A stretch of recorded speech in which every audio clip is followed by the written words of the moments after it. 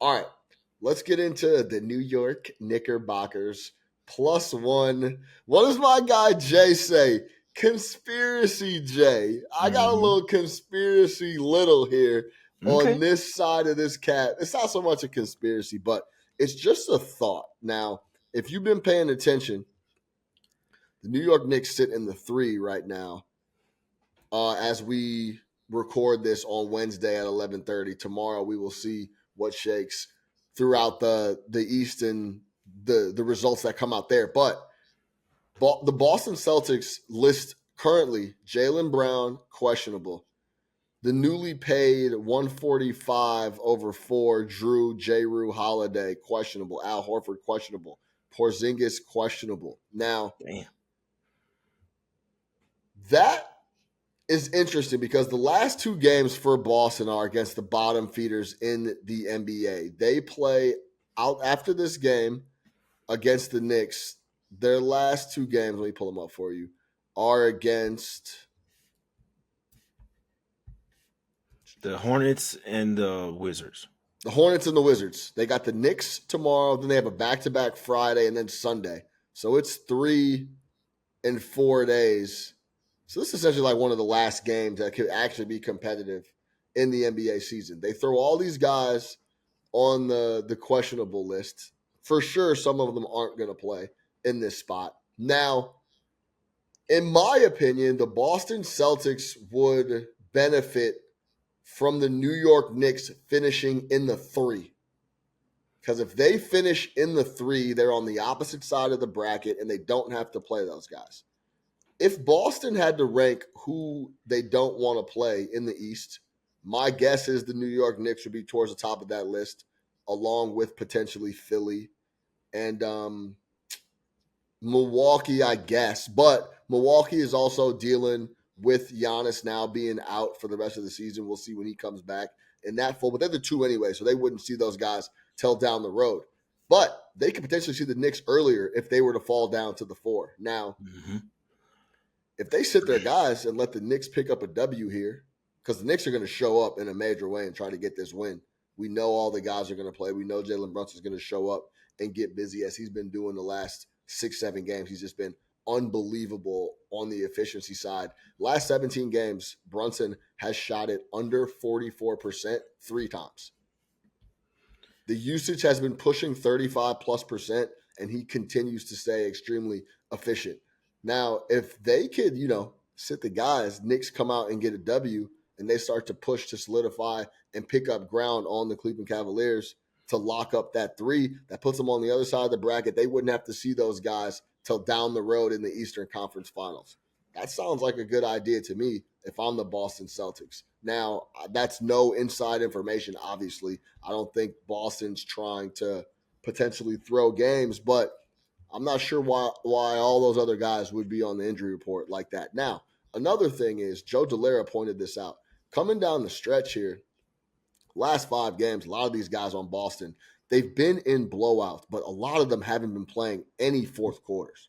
Mm-hmm. It's been Peyton Pritchard. It's been all the bench guys getting all the minutes in the fourth quarter. So it may be a potential spot where, say they do start the guys, they can pull the ripcord early, like, okay, this game is done or whatever they got to do, decide what they want to do and what route they want to go, pull some guys and not play them in the fourth. It's a little muddled because those games were big blowouts the last 4 or 5 games for the Boston Celtics. Even in the loss to Milwaukee, it was a blowout, right? So it's kind of tough to determine what rotations Missoula wants to run. But I think the Boston Celtics fare a lot better if they allow the Knicks to solidify that 3 slot. Now, to talk about the motivation for the Knicks to get the 3.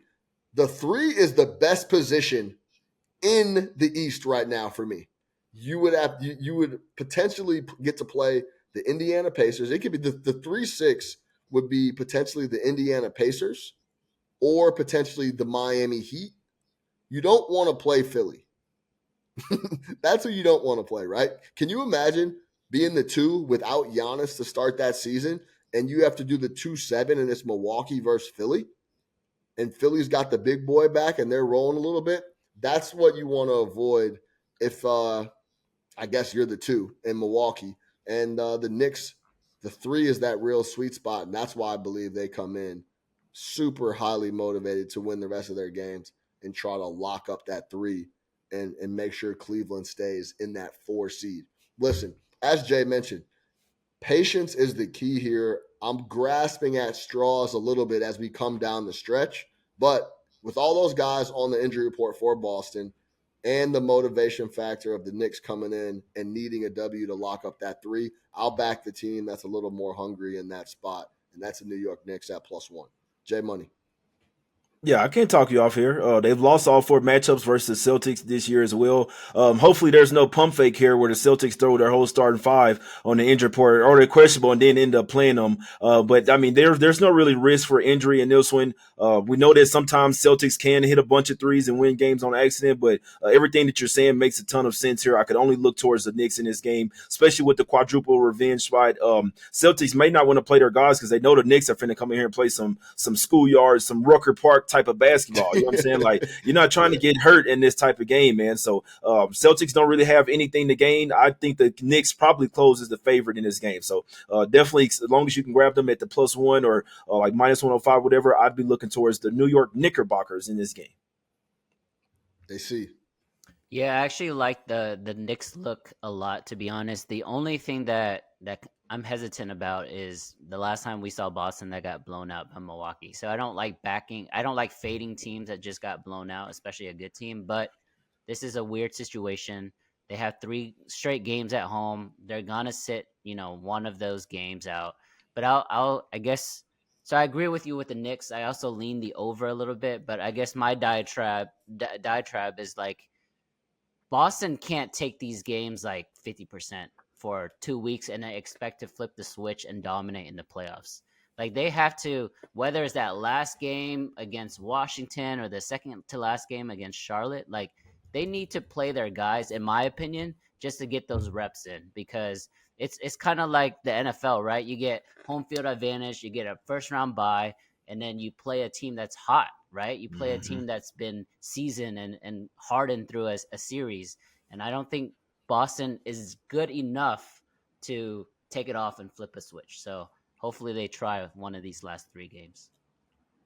Playoffs start April 20th, and that's after the play-in is decided. So even if they take it easy and maybe rest some guys here against the Knicks, they do have 2 more games that should be layups for them, and then they still wouldn't pick up too much rust depending on. But yeah, I mean, we've seen the issues with Boston throughout the years, and I think that's partly why they've been closing the year so strong as well. One thing that's also interesting about getting the 3 seed, J Money and AC, versus the 1 and 2 is that you know who you're going to play.